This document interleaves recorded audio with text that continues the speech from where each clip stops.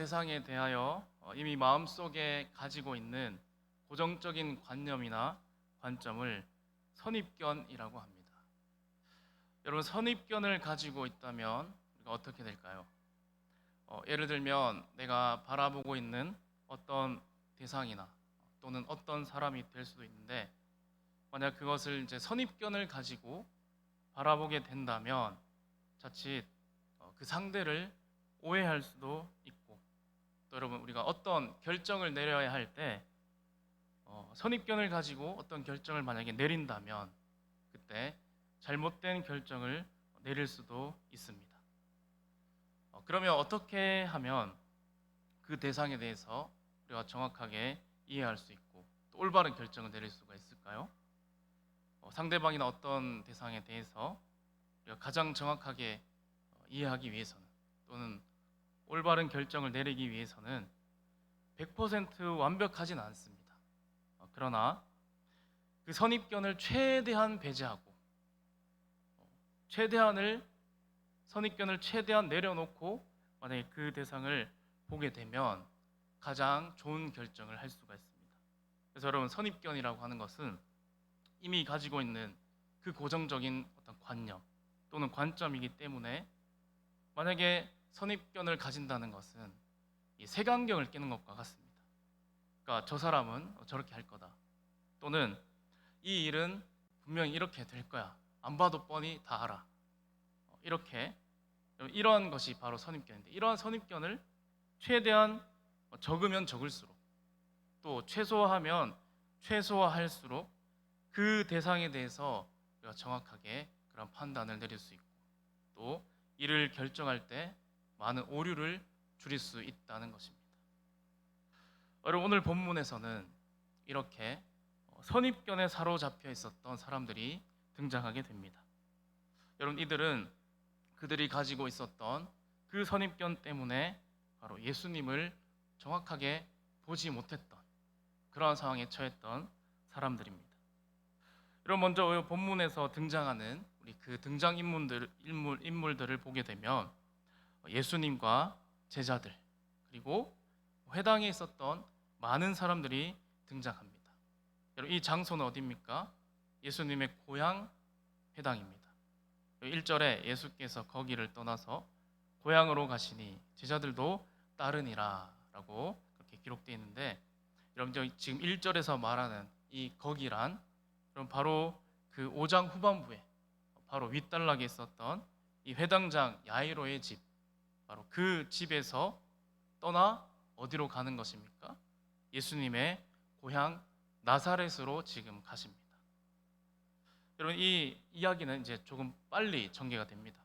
2절에 보면 예수님의 고향 그 나사렛에서 예수님께서 하신 일이, 안식일 날 회당에서 가르치시고, 이 가르침을 듣고 어떤 일이 일어나죠? 많은 사람들이 듣고 놀라 이르되, 이 사람이 어디서 이런 것을 얻었느냐?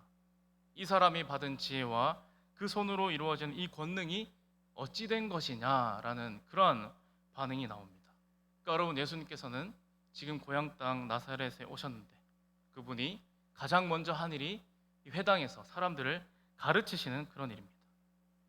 여러분, 예수님 당시에 이 회당에 이 사람들이 참 많이 모였습니다. 이렇게 회당에 모이게 된 것은 역사적으로 보게 되면 이제 바벨론 포로 때부터 그들이 회당에 모이게 되었습니다. 그러니까 바벨론의 느부갓네살이 침공해서 이 남유다가 해파되고, 또 예루살렘이 불타고, 또 성전이 다 불타게 되자 사람들은 포로로 끌려가고, 그들이 하나님께 제사 드릴 수 있는 성전이 없어지자 그들이 그 이방 땅에 서로 이제 모여서 하나님께 예배드리기 시작했던 것이 바로 이 회당의 기원이 된 것입니다. 그리고 당시 여러분, 그 회당에서는 그 회당을 방문했던 랍비나 또는 선생님들에게 성경을 강의할 수 있는 그런 기회를 또 주었다고 합니다. 그러니까 마치 지금 이 시대에 강도권이 있는 목회자가 설교할 수 있는 것과 같은 것이죠. 그러니까 그 회당에서 사람들이 많이 모여 있는 바로 그곳에서 예수님의 설교가 이어지자 거기에 있던 많은 사람들이 그 설교를 듣고 놀랐다는 것입니다. 이 사람이 어디서 이런 지혜를 얻었고 이 사람이 이 손으로 이루어지는 그 권능이 어찌 된 것이냐. 여러분 지금 2절에서 이 회당에 있었던 이 사람들의 반응을 우리가 주목해서 한번 보기를 원합니다. 성경에 여러분 많은 곳에서는 하나님이 하시는 그 일을 보고 사람들의 반응이 대부분 어떻습니까? 보고 거의 다 놀랍니다. 지금도 예수님께서 하시는 그 가르침이 그럼 지금 오늘 본문에서는 구체적으로 어떤 가르침인지 정확하게 나오지 않습니다. 그래서 어떤 말씀인지는 우리가 구체적으로 정확하게 알 수는 없지만 그러나 그 가르치신 그 내용을 듣고 사람들의 반응은 분명하다는 것이죠. 듣고 놀랐다는 것입니다. 근데 여러분 여기에서 듣고 이 놀랐다라는 것의 그러한 의미는 어떤 것일까요? 예수님의 이 고향 사람들이 예수님의 그 말씀, 이 설교를 듣고 놀랐다고 하는 것은 여러분 이것이 좋은 의미는 아닙니다. 그러니까 긍정적인 의미가 아닌데 그 이유는 바로 이어지는 3절. 3절의 마지막 부분에 보면 예수를 배척한지라라고 그렇게 말씀하고 있기 때문입니다. 그러니까 여러분 지금 예수님 계신 바로 이곳은 바로 해당 고향 나사렛에서 그가 설교하는데 그곳이 바로 예수님이 어린 시절을 보냈던 곳이죠. 따라서 거기 여러분 회당에 있었던 그 사람들, 많은 그 사람들은 예수님의 그 어린 시절을 다 지켜보았던 동네 어른들이라고 할 수 있을까요? 또는 그 동네에 같이 있었던 친구들. 그렇기 때문에 이 예수님의 어린 시절을 다 안다는 것이죠. 그리고 예수님께서 그 어릴 때 어디 유명한 성경학자 밑에서 가르침을 말씀을 배운 것도 아니고 또는 그렇다고 뛰어나게 좋은 학교를 간 것도 아닙니다. 그러니까 이 예수님이 했던 일은 그저 아버지를 도와서 이 목수의 일을 했기 때문에 이 사람이 마리아의 아들 목수가 아니냐 하면서 그럼 이 말에는 은근히 지금 그 예수님을 무시하는 그러한 어투가 여기에 담겨 있습니다.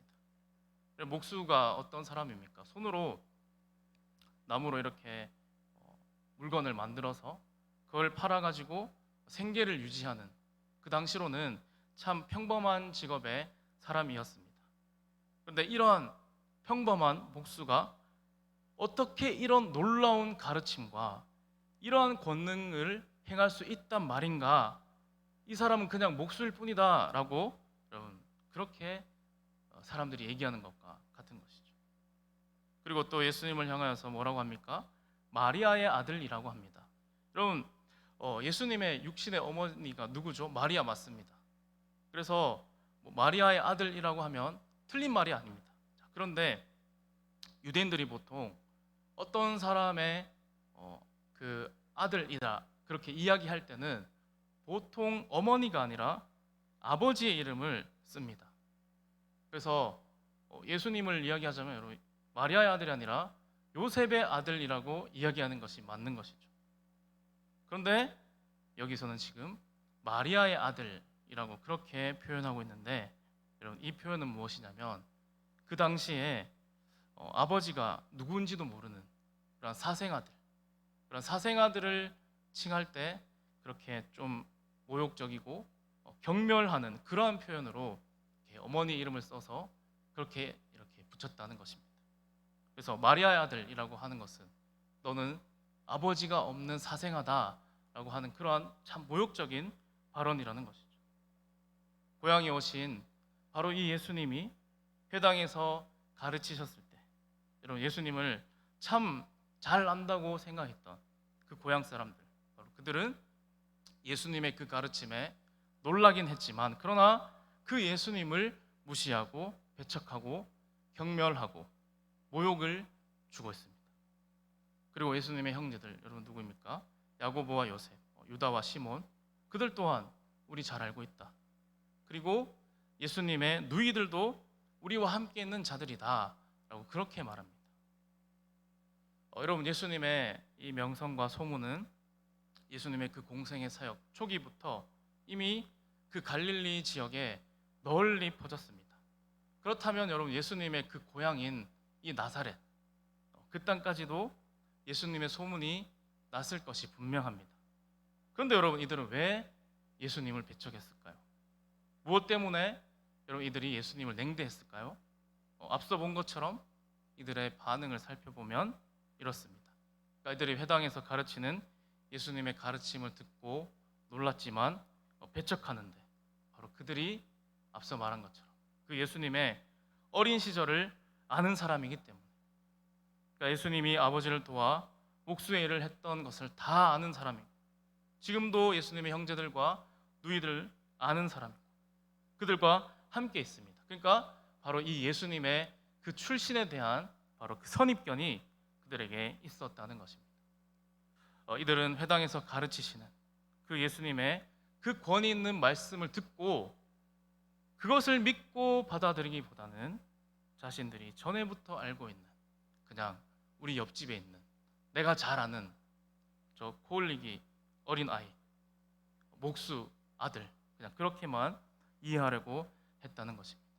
그러니까 여러분, 인간의 참으로 완악하고 죄악된 그러한 마음은 전에부터 알고 있던 그 사람이 이 명성과 소문이 자자해지는, 참 유명하게 되자 사람들의 칭찬받는 그런 상황이 되자 불편한 마음이 생기게 되었습니다. 그러니까 이런 것이죠. 지가 그래봐야 목수지. 이들은 자연스럽게 예수님을 배척하게 되었습니다. 그리고 또한 여러분, 이들이 예수님을 배척했던 참 중요한 이유가 있습니다. 여러분, 그것은 우리 읽진 않았지만 예수님께서 이 마가복음 앞서 4장에 이 말씀하는 그 내용 가운데 씨 뿌리는 자의 비유가 나옵니다. 그러니까 예수님이 씨를 뿌리는 자의 그 비유를 말씀하시면서 좋은 땅에 떨어진 그 씨는 30배, 60배, 100배의 결실을 맺는다 하셨고, 또 길가와 돌밭, 가시떨기 밭에 떨어진 그 말씀은 씨앗이 떨어져도 그것이 결실하지 못한다라고 말씀하셨습니다. 여러분, 이것은 무엇을 말하는 것입니까? 그 떨어지는 말씀의 능력은 똑같지만, 그러나 그 말씀을 듣는 사람의 상태에 따라서 다른 결과로 이어진다는 그런 말과 같습니다. 그러니까 여러분, 지금 이 나사렛 고향 사람들의 그 마음밭이 어떤 밭이라는 겁니까? 좋은 밭, 그러니까 30배, 60배, 100배의 결실을 맺는 그러한 밭이 아니라 바로 그들의 마음이 길가와 같고 돌밭과 같고 가시떨기와 같은 그런 마음밭이었기 때문에 예수님을 배척하고 있다는 사실입니다. 그리고 또한 여러분, 마가복음 1장부터 6장까지 등장하는 많은 사람들 가운데 그 예수님의 치유함을 받는 사람들, 그러니까 여러분 1장에서 나병 환자가 나오고, 그 이후에 중풍병자와 또한 4명의 친구들 이야기도 나오고, 또 혈루증을 앓던 여인, 또 회당장 야이로, 이러한 사람들은 여러분 좋은 마음밭을 가진 사람들과 같았습니다. 여러분, 이들은 똑같은 그 예수님의 말씀을 듣고 받아들였고 그들은 예수님을 믿었습니다. 하지만 이 고향 나사렛 사람들, 여러분, 이들은 예수님의 그 말씀을 똑같이 듣고 놀라긴 했지만 그게 다입니다. 예수님을 믿지 않고 배척합니다. 그 결과 여러분, 그곳에서는 예수님께서 다른 곳에서와 같이 많은 사역에 열매를 맺지 못하게 됩니다. 여러분, 열매를 많이 맺지 못한다는 것은 바로 이곳에서 예수님이 어떤 권능을 행하실 수 없었다는 그런 의미인데, 여러분, 이 말은 예수님의 그 능력이 없어서 또는 예수님의 능력이 부족해서 행할 수 없었다는 것이 아니라 예수님이 행하셨던 그 치유와 그 기적의 놀라운 그 사건들은 바로 그것을 사모하는 사람의 믿음과 참 많은 관련이 있다는 것을 오늘 우리에게 말씀해 줍니다. 그리고 또한 예수님께서는 이제 자신에게 나오는 정말 소수의 그 사람들의 믿음을 보시고 치유해 주시는 그런 역사를 일으켜 주십니다. 그래야 여러분, 예수님의 이 어린 시절을 아는 그 사람들, 이 사람들은 예수님이 그저 목수라는 그 선입견에 사로잡혀서, 여러분, 예수님께서는 그런 굳이 믿지 않는 그런 사람들에게까지 권능을 행하지 아니한 것이다라고 우리가 이렇게 이해할 수가 있습니다. 여러분, 이제 예수님께 대하여 선입견을 가지고 있었던 그러한 사람들은 예수님을 그들 나름대로는 잘 안다고 생각했습니다. 예수님의 어린 시절을 알았고 그들과 한 동네에 살았고 어떻게 보면은 정말 이 예수님에 대해서 가장 잘 아는 사람들 같아 보였지만 여러분 그들은 정작 예수님에 대해서 전혀 알지 못했던 그러한 사람들입니다. 여러분 그렇다면 오늘 이곳에 있는 저와 여러분은 우리 예수님에 대해서 어떤 생각을 가지고 있습니까? 저와 여러분은 예수님을 잘 알고 있습니까? 어쩌면 우리가 예수님을 안다고 그렇게 생각하는 것이 그 예수님의 고향 사람들, 이 나사렛 사람들처럼 우리가 선입견을 가지고 혹시 예수님을 바라보는 것은 아닌지 우리 돌아보는 시간이 되길 원합니다. 오늘 이 시간 우리가 예수님을 믿고 또 신앙생활을 할 때 우리 또한 그러한 선입견 없이 예수님을 믿고 영접하고 또 예수님이 누구신지 우리가 참 깊이 깨닫게 되어지는 그런 은혜가 날마다 있기를 소망합니다. 또한 아울러 날마다 때마다 우리의 마음밭에 주님의 그 말씀이 떨어질 때에 결실을 맺고 열매 맺을 수 있는 그런 좋은 밭이 되어서 주님의 그 능력과 권능을 사모하며 나아갈 수 있는 오늘 저와 여러분이 다 되어지시기를 간절히 소망합니다.